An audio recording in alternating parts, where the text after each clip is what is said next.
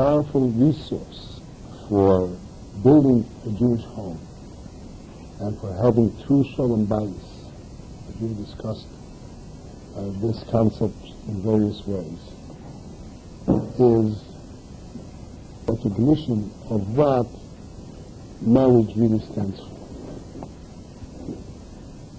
And basically that it is a godly gift, it's a godly creation, and it has a soul of its own. In order to implement, in order to relate to a concept of this sort, this relating to a concept of this sort is necessary not just to relate logically, because one can know anything logically, and it has no meaning to him personally, and it does not give him any strength, does not give him any guidance. It's just an academic knowledge.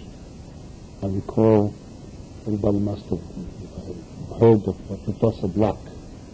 Professor Block is a professor in London, Ontario, professor of philosophy. He was one of the first trailblazers of the Paltiel movement. He learned this in the 70s. There was no particular institution for him then. We were discussing one time, what does it mean he's a professor of philosophy where he's now learning physics? How does it drive, where does it come in? So he says, all you have to do is to know what such and such said. Philosopher X said, philosopher Y said, and philosopher Z said. And that's where it starts, that's where it ends. And this is how we teach philosophy. This is not a philosophy class. This is a practical class for knowing how to live and how to implement the Jewish view, the Jewish understanding of marriage. In order to accomplish this, in order to start with this, we must find the thoughts expressed, we must find them in our own mind. Even after we find them in our own mind, that's when the battle first begins to overcome other things that we find in our mind, other conflicts and other influences that we have to put in place and find the proper balance and overcome. But the first thing is that we have to be able to relate to this concept. Moreover, just to give us an overview, relating to any concept is a very special quality. We were talking about the there's the website that Seagate puts up. So in one of the classes over there, I explained the three levels of seichel: seichel bahami, seichel amishin, seichel eliki. Very briefly.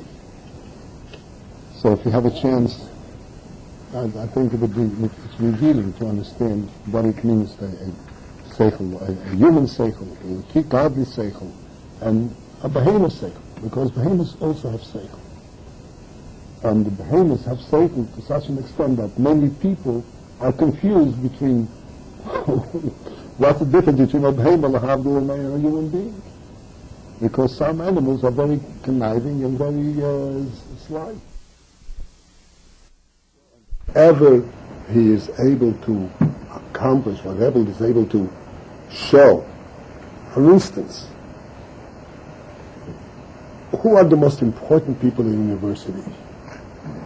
The football player. There's no question about it. The whole university is built around the football player.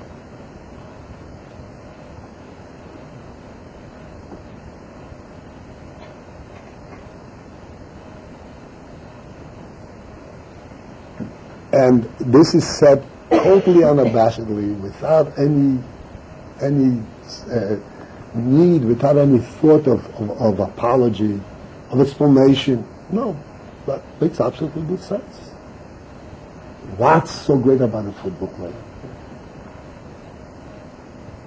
I'll tell you what's so great about a player. It's not so simple. Yes, he's big, he's strong, blah blah blah. That's not even this. It's the fact that he's aggressive and he can beat someone else. If he can beat someone else, then he's a somebody.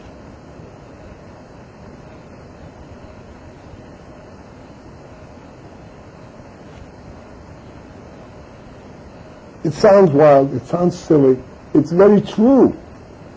We have to examine our minds and see whether we are not judging ourselves with the same yardstick. What have I accomplished? What have I proven over and above that someone else has proven?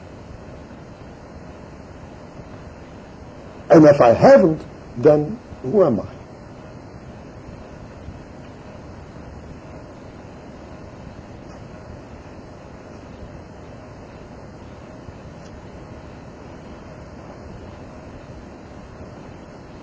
With this approach, nothing that we say can possibly have an lasting effect. Because there isn't the absorption, there isn't the capacity for relating to it. I understand it, it sounds logical. I understand it, it sounds like this is what the Torah means, but that's about it. I understand it and I personally can relate to it and I can live up to it, that's a totally different world.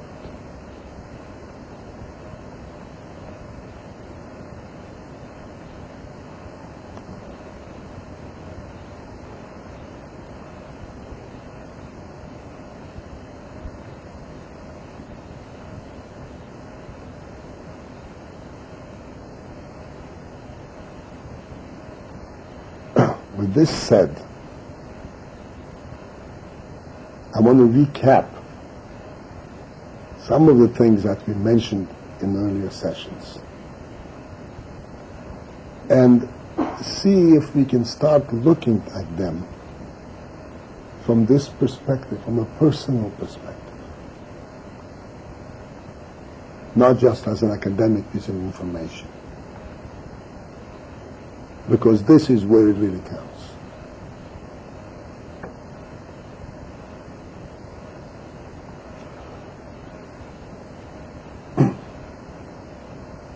The first principle that we said was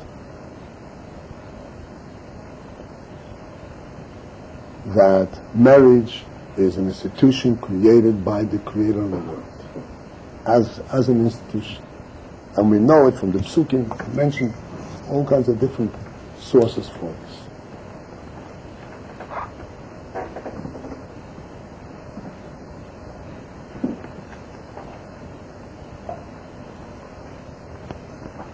What this means is we are required to personally reflect, each one individually,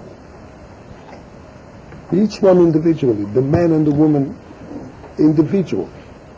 Not that the man has to prove to the woman that he thinks that, the woman has to prove to the woman that she thinks that, each one individually in his own and her own mind have to reflect to themselves. What am I doing here? What is happening? What is this situation mean to me?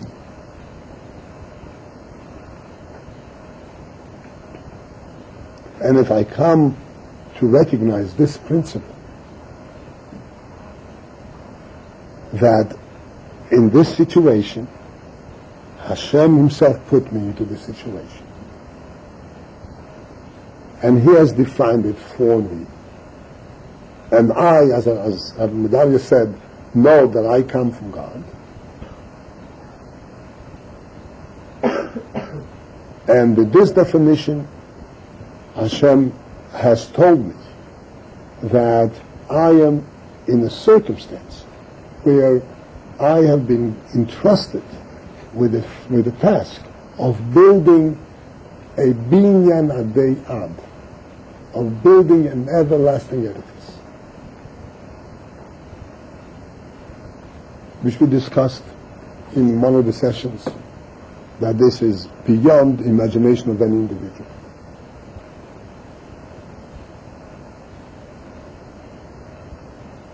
The very edifice itself, if you would go back to the tapes, he explained that the very edifice itself is not something, it doesn't become everlasting because it extends in everlasting time. At the very moment of creation, it is everlasting.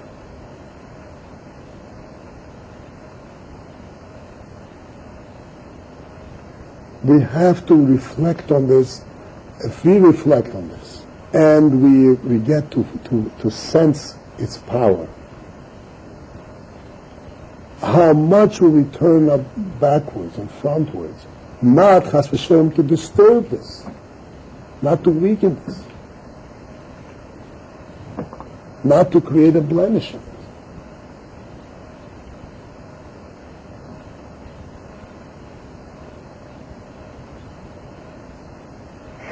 How much will we be willing to invest to strengthen it and to make it flourish and make it beautiful and hardy?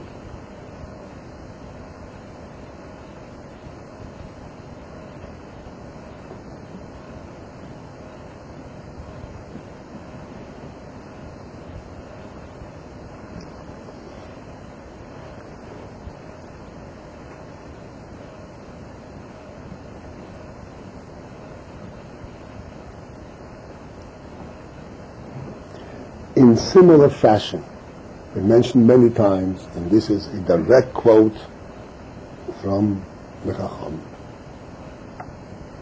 Ish ve'isha shchina b'neihem, sholem b'neihem shchina b'neihem. There's a man and a woman, meaning in a marriage, if there is peace between them, the shchina itself is there. Are these flowery words? Are these empty words? Just to give us some encouragement and give us some imagination? It depends. If we ourselves are an imaginary being, so then this is an imaginary thought. But if we are for real, then this is a real thing.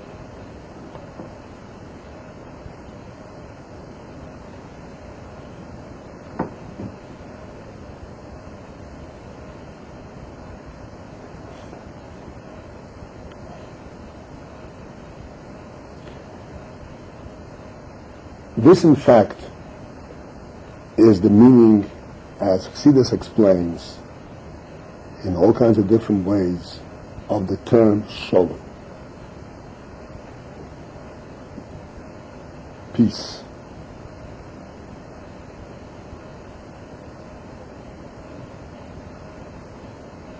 We have a living illustration of what's doing in Eretz Yisrael. The Rebbe was screaming, and is still screaming, that the only way to achieve peace is to stand up, and stubbornly stand up and disregard the demands of the enemy.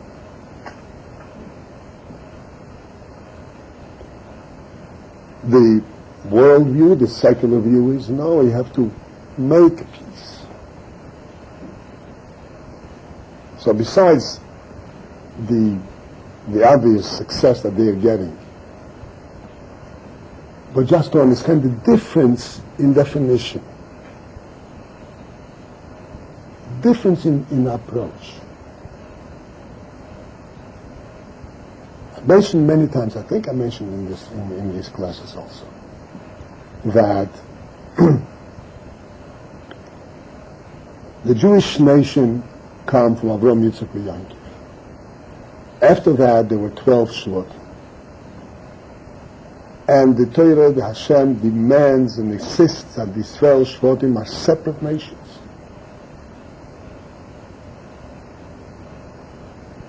This seems to be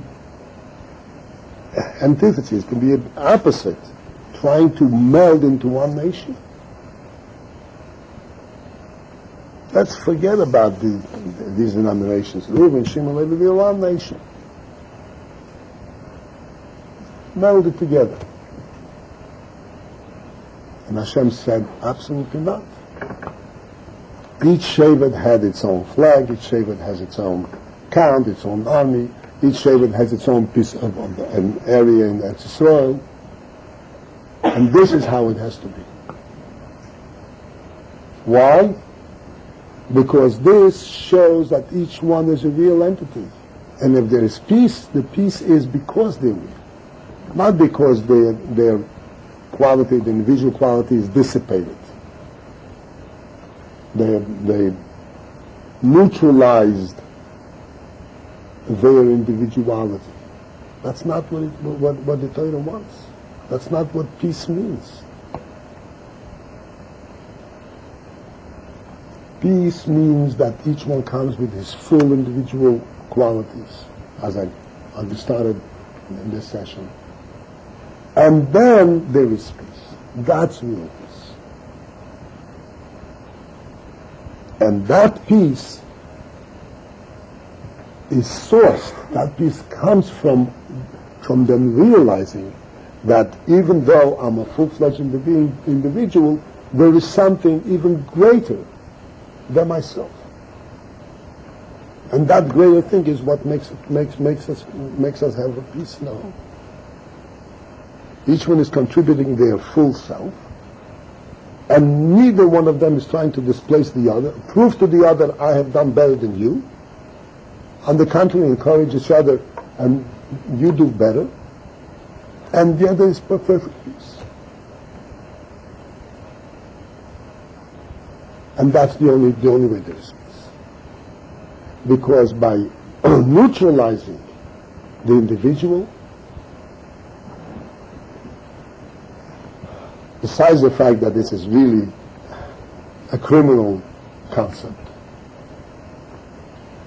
but ultimately there is no way that this can bring peace, because if they become dependent on each other, and they become demanding of each other, you have to support me, you have to give me, because otherwise I'm falling down. What is the bottom? Where is the end? How long can that last?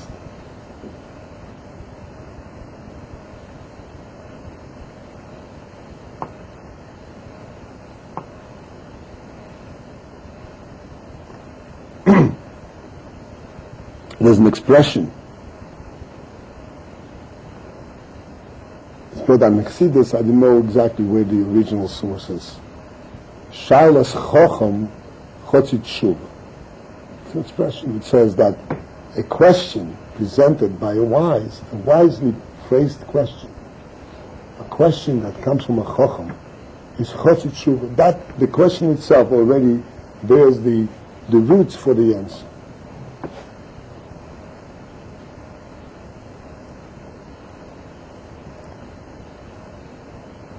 Why? Because a Chacham does not ask a question to refute.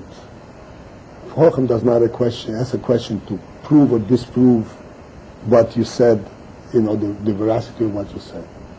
Chacham, like in Haggadah, is asking to understand deeper. The minute he's asking an insightful question, you immediately see where the insight comes from, or what it opens up, and what the insight is. This is true in every aspect of human life, of true human life, of total human life.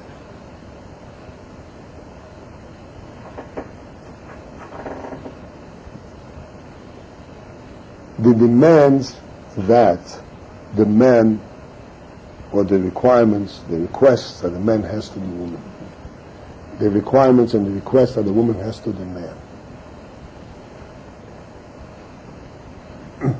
From the perspective that we have described, where each one stands on their feet, and each one is now trying to build this home and build this edifice, this everlasting edifice. Their requests are not requests that put the other one on test. Put the other one on the defensive. The requests are such that put the other one in a position of strength and give him encouragement and give her encouragement. Look, we're building a home.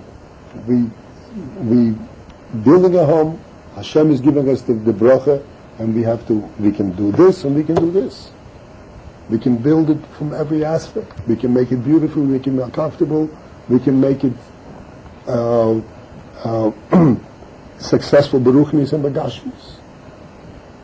So that the request itself already bears in it the resource and the strength to accomplish it.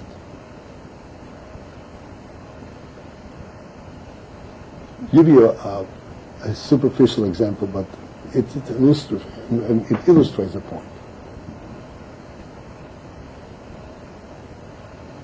If the man, for instance, attends a class, and come Friday night, his wife says, "Okay, my dear husband,